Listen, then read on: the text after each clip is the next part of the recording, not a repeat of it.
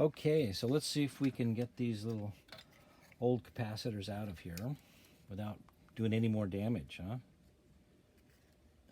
Let's see, we can find a couple of leads here. Gonna push these leads up through the board,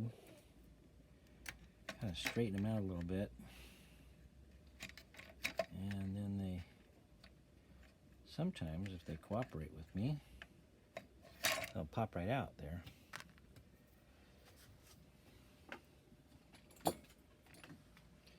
We'll go back and use some of this solder wick stuff, and we'll clean the holes out a little bit better.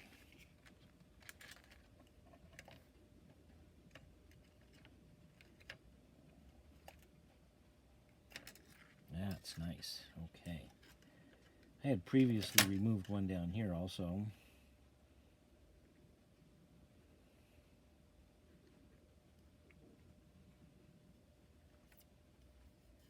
Sometimes you just have to have a little patience. And let's see about that third one. There's one more.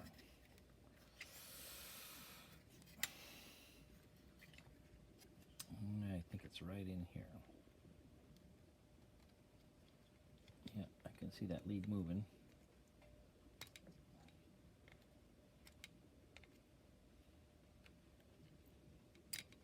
Yep.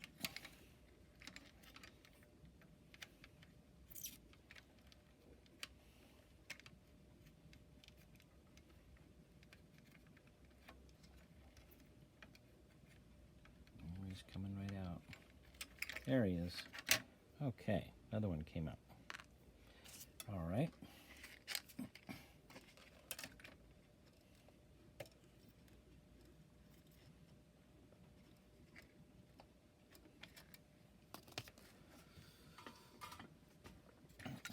So I don't know if you can see this, but I had already marked these capacitors. So there's a little black dot here and here and here.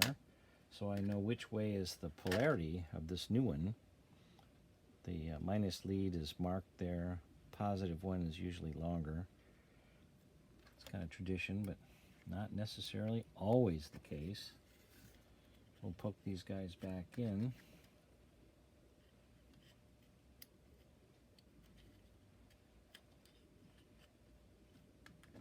I'm bending the leads on the back side so they'll stay.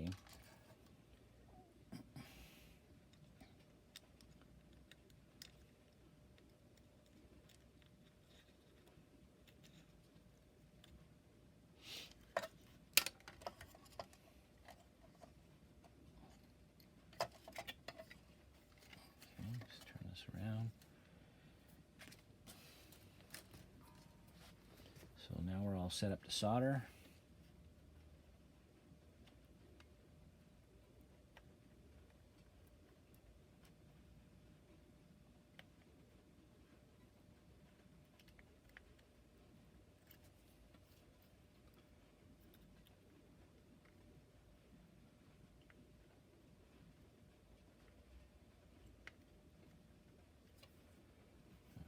I don't know what's this,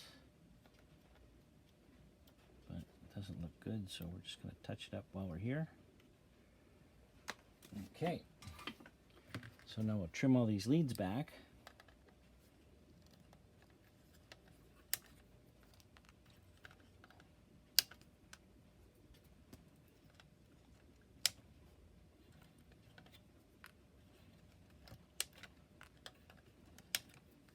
All right. Little quick inspection of our work. Everything looks good. Well, I'm going to touch that up.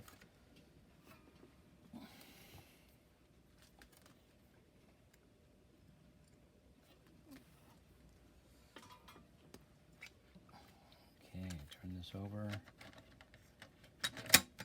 And we'll see if that changed anything. Now we changed these capacitors here because we know that they're old. They dry up, they don't work anymore, and so it's just a good practice to change them out. It's a pretty well known fact, so we're just going with the flow here, and we're going to turn it on in a second and see if we did any improvement.